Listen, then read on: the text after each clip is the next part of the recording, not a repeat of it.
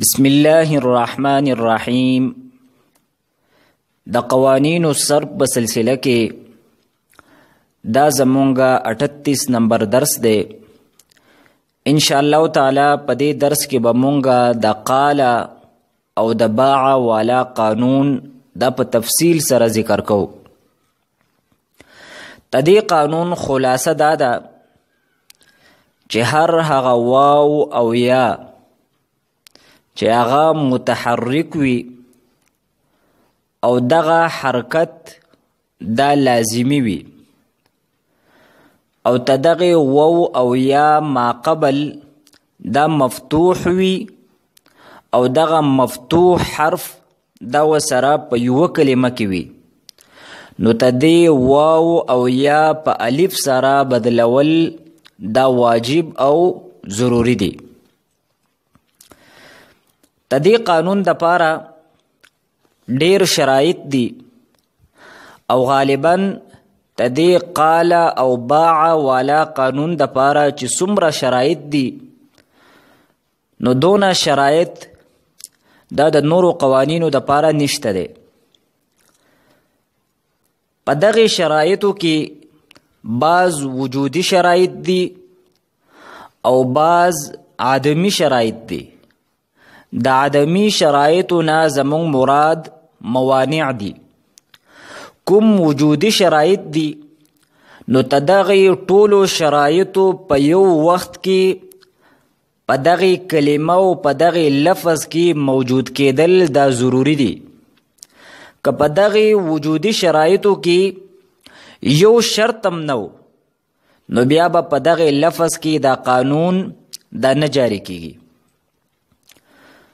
تدې سره سره تدغه لفظ کوم موانع دي ان شاء الله تعالی هغه موانع مونږ به په تفصیل سره ذکر کوو.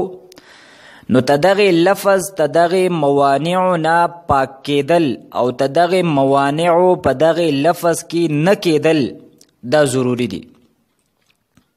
لومبه مونږه وجودي شرایط ذکر کوو او دغه شرایط دا مونږ د قانون کوم خلاصه ذکر کړه پاغې کې چې دا کوم شرایط مونږ ذکر کړل دا ټول وجودي شرایط دي.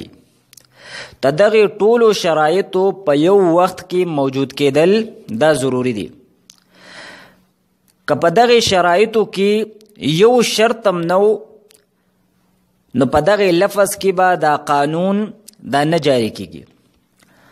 او دغه وجودي شرایط دا سلور دي.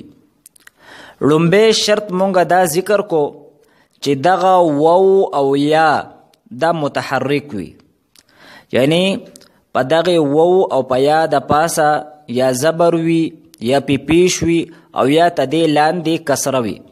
متحرک حرف مونږه هغه ته وایو چې په هغې باندې زبر وي یا زیر وي یا پیش وي. د لومبه قید مونږه دا ولګاو چې دغه واو او یا متحرک وي. نو کچری دغه واو او یا متحرک نو او دا نور وجودي شرایط موجودو او موانع هم نو بیا به پکې قانون نه جاری کیږي. مثلا قول او بیع په دې کې به دا قانون نه جاری کیږي اگر چې د واو او یا نه مخکې حرف مفتوح هم دی او دغه مفتوح حرف دا وسره په یو کلمه کې دی او نور موانع هم نشته بیا هم پکې دا قانون نه جاری کیږي. تدې وجه دا ده چې دلته واو او یا متحرک نه دي بلکې ساکن دي، لہذا په قول او بیع کې به دا واو او یا دا په الف سره نه بدلیږي. دویم وجودي شرط مونږه دا ذکر کو چې دغه واو او یا متحرک وي خو په دې باندې چې دا کوم حرکت دی نو دا حرکت دا لازمی وي عارضی نه وي. د حرکت لازمی مطلب دا دی چې هغه حرکت دا د کلمې نه جدا کیږي او حرکت عارضی هغه ته وایو چې هغه د کلمې نه جدا کیږي. په ابتدا کې ویم نو بیا د څه عارض د وجې نه دغه کلمې ته راغلی وي او بیا دغه حرکت دا مستقل هم نه وي بلکې عارضي وي. نو کچری په دغه وو او یا باندې حرکت دا لازمی نه و بلکې عارضی و، نو بیا به پکې هم دا قانون نه جاری کیږي. د هغې مثال مونږ سره دی لو استطعنا.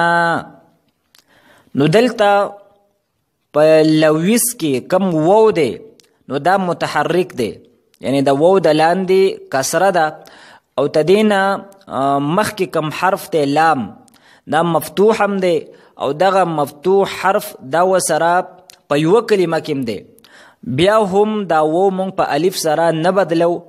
تدې وجه دا ده چې په دې وو باندې کوم حرکت دی نو دا حرکت دا عارضي دی، دا د وو خپل حرکت نه دی او دا وو په وو باندې دا حرکت دا د عارض د وجه نه راغلی دی او هغه عارض دا دی چې لو ځان له حرف دی او استطعنا دا ځان له کلمه ده.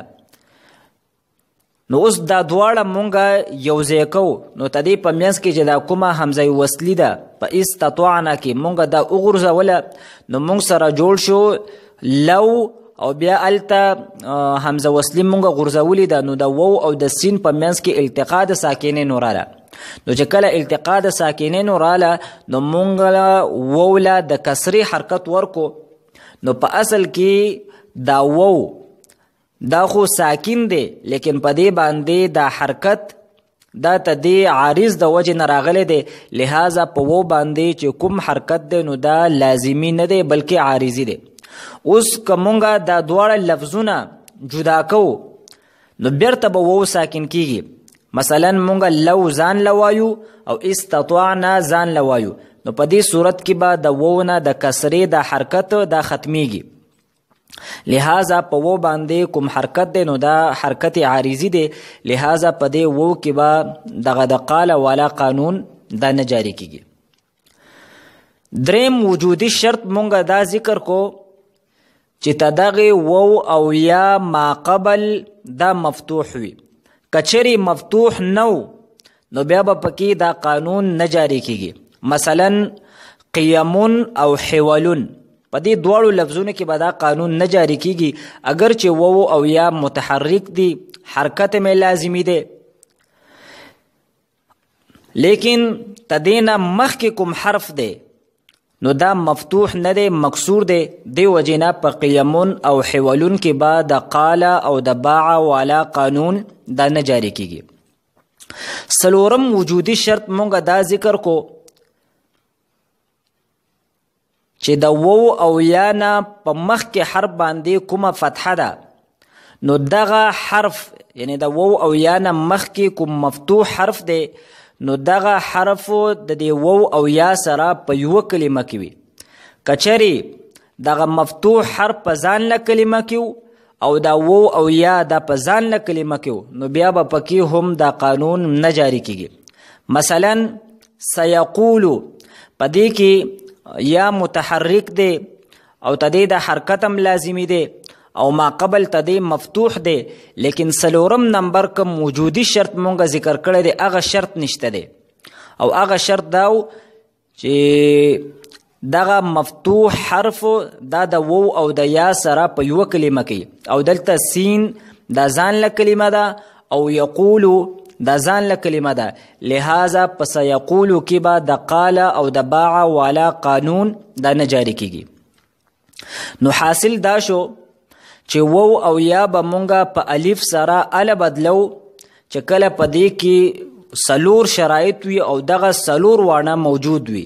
لومبه چې وو او یا دا متحرک وي او تدې دا حرکت دا لازمی وي عارضی نه وي. دریم ما قبل تدې مفتوح وي او دغه مفتوح حرف دا د وو او یا سره په یوه کلمه کې وي.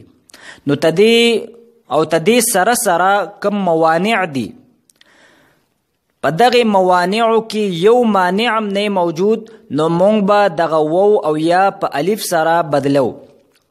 نو تدې مطابقي مثال مونږ سره دا دی چې په هغې کې دا ټول شرایط موجود وي او د موانعو نه یو مانع هم نه وي.